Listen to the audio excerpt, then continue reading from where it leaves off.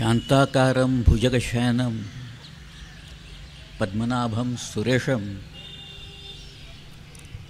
विश्वाधारं गगनसदृशं मेघवर्णं शुभांगं लक्ष्मीकान्तं कमलनयनं योगिविर्त्या नगम्यं वंदे विष्णु भवभयहरं सर्वलोकैकनाथं।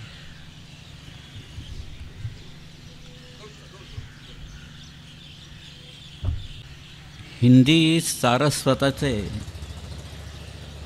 एक अतिशय अग्रगण्य असे कवी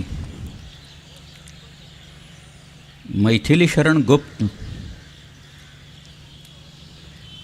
यांनी असं म्हटलंय, राम तेरा चरित स्वयं ही काव्य है, कोई कवि बन जाए ये सहज संभाव्य है। रामाचं चरित्र पाहिल्यावर मग रामाचं काय, कृष्णाचं काय आणि शिवाजी महाराजांचं काय, यांच्या चरित्रातल्या एक एक गोष्टी ऐकल्यानंतर आजवर साहित्यिकांची प्रतिभा काही स्तब्ध झालेली नाही आहे। कोणी काव्य रचतंय, कोणी कादंबऱ्या लिहित आहे,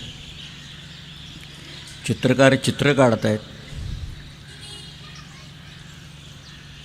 अव्याहतपणे हे चालू राहिलेलं आहे।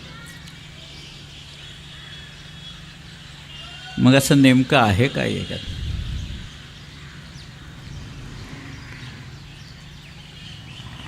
आपण रामाना आणि विशेषतः कृष्णाला ते पहा कृष्ण आले वगैरे असं काही कोणी म्हणत नाही काही, कारण कृष्ण सगळ्यांच्याच हृदयात आहे। लहान मुलांच्यापासनं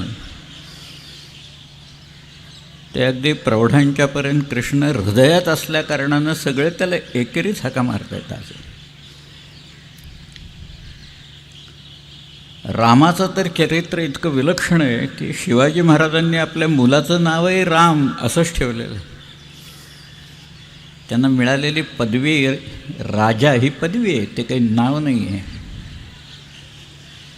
त्यांच्या राजाराम महाराजांच्या मुलाच्या मुद्रेत राम सुनो शिव सैषा मुद्रा भद्रा असंच म्हटलेलं आहे। त्यामुळे कोल्हापूरचे जे शिवाजी महाराज होते त्यांची जी मुद्रा आहे ती जर का आपण पाहिली तर ते काय राम सुनो हो असं म्हटलेलं आहे।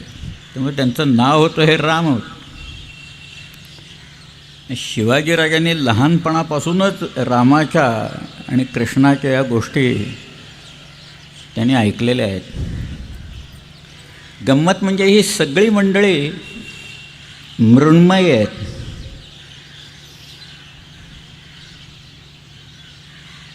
पण त्यांचं चरित्र आहे ते चिन्मय आहे।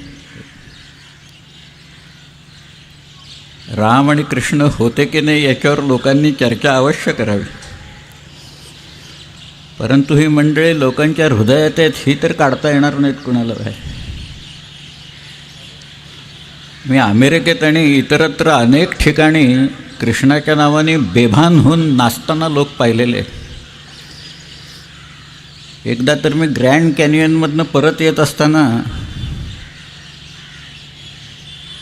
तिथं बऱ्याच गायी होत्या, जर्सी गायी होत्या त्यांच्या, 2-4 हजार असतील तिथे। आणि नंतर मी पुढं चालत आलो त्यावेळेला एक 2-4 लोक दिसले, त्यांनी आपले इथं मोरपीस लावलेलं होतं, हातात त्यांच्या पावा होता। म्हटलं हा काय प्रकार आहे हे सगळे लोक?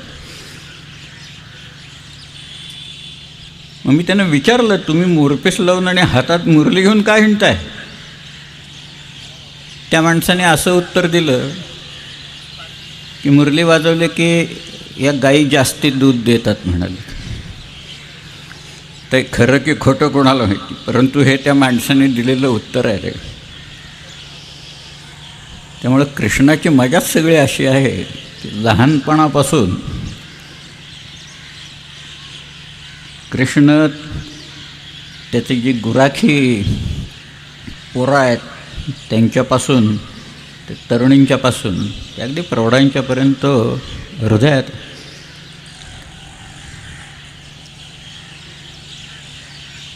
ही जी सगळी मंडळी आहेत त्यांच्याविषयी ज्ञानेश्वरांनी असं म्हटलेलं आहे, शब्द मावळलिया निवांत निजे, की हे जे शब्दच इथं मावळतात यांचं वर्णन करण्यासाठी शब्दच राहत नाहीत. कुणी मूकम करोती वाचालम असलं म्हटलं आहे, पण इथं वाचालम मूकम करोती अशी अवस्था होऊन जाते. इथं यांचं वर्णन करायला शब्द तोंडातून ओठातून स्फुटतच नाहीत, अशी परिस्थिती आहे. मग वर्णन काय करणार या लोक? पण आहे, मी एक एक गोष्टी आता ज्ञानेश्वरांचाच आधार घेऊन सांगतो, कारण काहीही अडचण आली की ज्ञानदेवांना विचारलं की त्याचं उत्तर आपल्याला तिथे मिळतं. म्हणून ज्ञानदेवांना विचारलं की बाबा साध्या आणि सोप्या शब्दात भगवंताची लक्षणं तुम्हाला सांगता येतील का? अगदी साधे. त्याच्यासाठी ज्ञानेश्वरी पूर्ण काही वाचायची आवश्यकता नाही. ज्ञानेश्वर म्हणाले मी 6च गुण सांगतो, फक्त 6 क्वालिटीज आहेत, बाकी काही नसलं तरी चालेल. भगवंताचं निवासस्थान तिथं असतं म्हणा. ज्ञान, वैराग्य, ऐश्वर्य, यश, श्री, औदार्य हे 6 सर्व गुण असती जेथ येणे कारणे भगवंत, असं ज्ञानदेवाने म्हटलेलं आहे. की हे 6 गुण असतील, कारण हे 6 गुण असले की जीवनातली आसक्ती जाते, माणसाला आपोआप विरक्ती येते. आसक्ती येते पण ती परमेश्वराच्या भक्तीची आसक्ती आहे. परमेश्वराच्या भक्तीची आस अनेकांना लागते. नंतर श्रीकृष्णाच्या वेळेला जी राधेला लागली होती, राधा हे काही पात्र खरं नाही आहे, ते रूपक आहे, तो एक दृष्टांत आहे. राध हा धातू आहे, राध म्हणजे भक्ती, त्याच्यावरूनच आराधना असा शब्द आलेला आहे आपल्याला. आराधना म्हणजे काय? भक्ती आहे. सगळी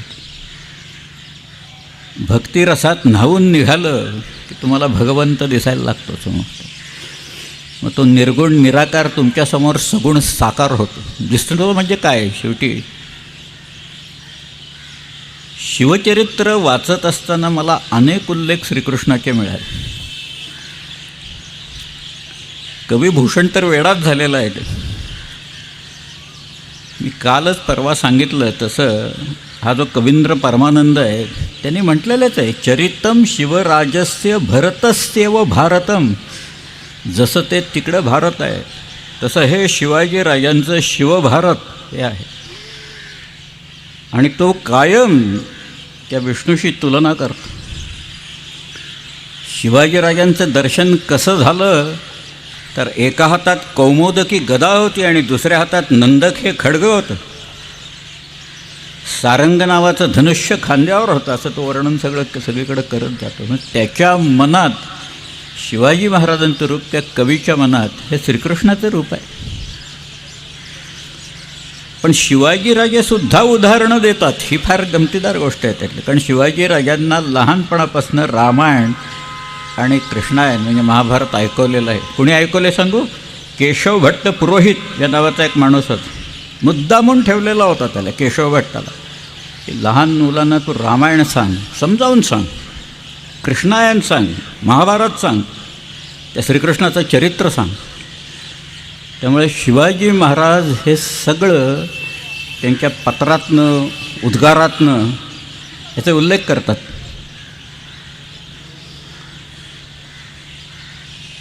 ज्ञान त्यांनी म्हटले. ज्ञान म्हणजे ते पुणे आणि मुंबई यातलं अंतर किती आहे, 160 किलोमीटर वगैरे, हे ज्ञान नाही आहे याचं उत्तर देणं. कौन बनेगा करोडपतीसाठी ते ठीक आहे, तिथं ती माहिती आहे. हो, ते ज्ञान नाही आहे, केवळ माहिती आहे. इन्फॉर्मेशन आणि नॉलेज याच्यात फरक असतो सगळा. आपल्याला जी असते माहिती ती माहिती असते, ते ज्ञान नाही. तुम्हाला ज्ञानी व्हायचं असेल, ज्ञान मिळवायचं असेल तर आत्मज्ञान महत्त्वाचं आहे, अंतर्याम महत्त्वाचं आहे. हृदयाची कवाडं खोलल्याच्या नंतर जे दिसतं, थोडक्यात म्हणजे अंतश्चक्षू तुम्हाला पाहिजे. ते कसं तर तुम्हाला हे बघता, अंतश्चक्षू मिळाल्याच्या नंतर तुम्हाला श्रीकृष्ण सगुण साकार झालेला दिसतं. ते को दाता, ते म्हणते कोण दाता सगळ्यात कोण आहे, तर दाता शिवाजी महाराज आहे. को जग पालनहार, जग पूछत उत्तर देत, शिवनृप हरि अवतार असं म्हटले. को दाता को रण चढो, को जग पालनहार, जग बूझत, बूझत म्हणजे विचारते, उत्तर देत मी, शिवनृप हरि अवतार. शिवाजी राजे आहेत ते, असं तो म्हणतोय की दाता सगळ्यात कोण आहेत, तो आहे. रणचढो म्हणजे रणांगणावर तो लढणारा आणि रणांगणापासून कधीही परावृत्त न होणारा,